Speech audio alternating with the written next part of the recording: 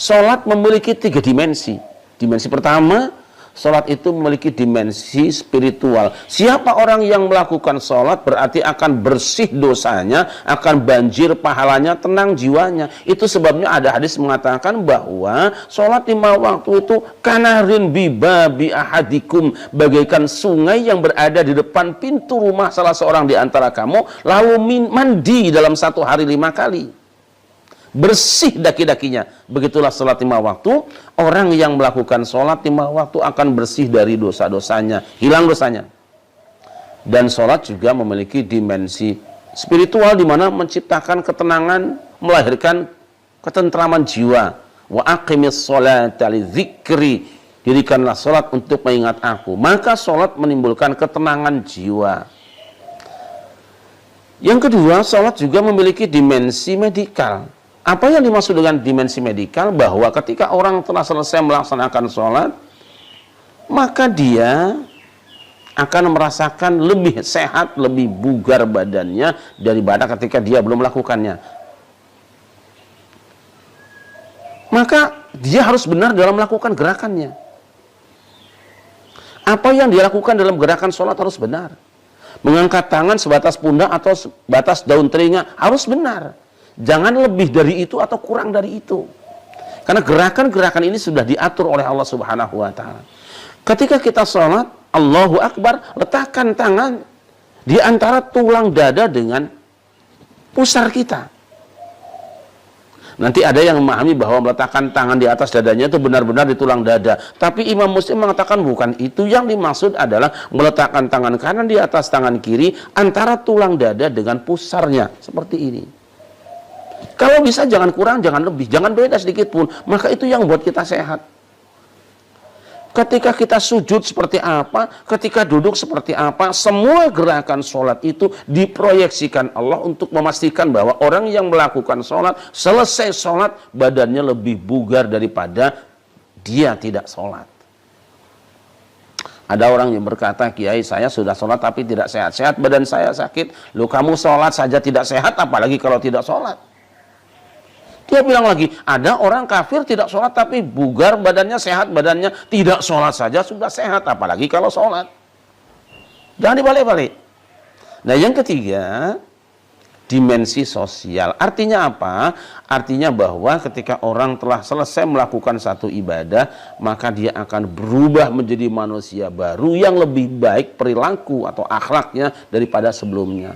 Itu dimensi sosial. Karena apa? Yang dibutuhkan orang itu bukan khusyuk sholatnya. Yang dibutuhkan orang itu bukan fasih ucapan sholatnya. Yang dibutuhkan orang lain dari kita, itu bukan sholat kita, tapi buah sholat kita. Yang dinikmati orang adalah perilaku baik yang dicermati atau dicermini oleh sholat kita. Apa yang kita lakukan lewat sholat? Sholat mengajarkan kita Allahu Akbar, Allah Maha Besar. Di saat kau mengucapkan itu, katakan pada hatimu dan sadari benar, tampilkan dalam lakumu bahwa kamu itu kecil, yang agung itu cuma Allah. Ketika kamu bilang subhana rabbiyal azimi wa bihamdihi, maha suci Tuhan yang agung dan terpuji. Yang agung dan terpuji itu hanya Allah.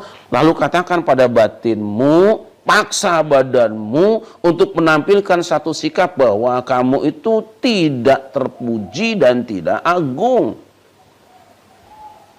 Dan seterusnya. Sampai kita kepada at-tahiyatul mubarakatus sholawatut thayyibatulillah. Segala penghormatan, segala keberkatan, segala kerahmatan dan semua kebajikan itu lillah, milik Allah. Semua kebaikan itu lillah, milik Allah. Berarti kamu tidak punya kehormatan, kamu tidak punya keberkatan, kamu tidak punya kebaikan. Kalau hari ini kamu dihormati orang, dipuji orang, bisa melakukan kebaikan, itu karena setetes dari kebaikan dan kemuliaan yang Allah miliki, yang diberikan pada kamu, yang ada kalanya kamu cuma minjam untuk sementara. Kalau kamu jadi seorang menteri atau presiden, besok kamu mati, jabatan itu pindah pada orang lain, karena memang Allah cuma meminjamkan kamu sebentar saja. Apa buahnya? Ketika orang sudah melakukan sholat, maka dia akan tawadhu. Orang yang tawadhu biasanya gemar melakukan kedamaian. Orang kalau merasa rendah, tidak sombong, biasanya tidak nantang ribut. Jadi kalimat Allahu Akbar itu barengannya dengan apa? Dengan tawadhu. Tapi kita seringkali menggunakan kalimat takbir untuk kesombongan, mengepalkan tangan. Seolah-olah kita ini hebat. Pantas Nabi mengatakan, "Idza ra'aitumul hariqa fakabbiru fa innahu yutfi'uhu." Jika kamu melihat kebakaran, takbirlah, karena takbir itu bisa memadamkannya. Sebetulnya mungkin lebih tepat memadamkan emosimu dan sombongmu itu. Kalau orang sudah membungkuk badannya, sudah sujud tubuhnya, sudah berulang kali mengatakan Allah yang Maha Besar, lalu tidak keluar perilaku sopan dan tawadhu, ini orang sadar apa tidak dengan yang dilakukannya? Makanya Allah mengancam orang-orang yang sholat masih bisa celaka. Siapa mereka? Alladzina hum an sholatihim sahun, orang yang lupa, lalai dari sholat mereka. Seperti orang belum sholat saja perilakunya. Sebenarnya itu yang dituju. Nah, siapakah orang yang sukses dengan sholatnya? Bukan yang yusallun, bukan musallin. Karena fawailul lil musallin, orang sholat bisa celaka. Yang sukses di hadapan Allah, wa yuqimunas shalah, yang telah mendirikan sholat, orang-orang yang menegakkan sholat. Kita pemotong kayu 4 persegi panjang, kita letakkan di tanah, itu namanya balok. Kapan disebut dengan tiang? Disebut dengan tiang adalah saat dia berdiri, bertumpu di atas tanah dan pondasi, kemudian menyangga yang di atasnya, itu disebut dengan tiang. Inilah yang dimaksud dengan as-salatu imaduddin. Sholat itu tiang agama, bukan 2 rakaat subuh, bukan 4 rakaat zuhur dan asar dan isya, bukan 3 rakaat maghribnya. Yuqimun itu adalah engkau telah membawa perilaku sholat di dalam kehidupan sehari-hari, akhlakul karimah. Hamba yang dimuliakan, pertanyaan kita, apa yang akan dicapai oleh puasa? Kita ingat, puasa pun memiliki 3 dimensi. Dimensi spiritual, artinya apa? Orang yang melakukan puasa Ramadan pasti bersih dosa-dosanya. Bahkan kata Nabi, yauma waladathu ummuhu.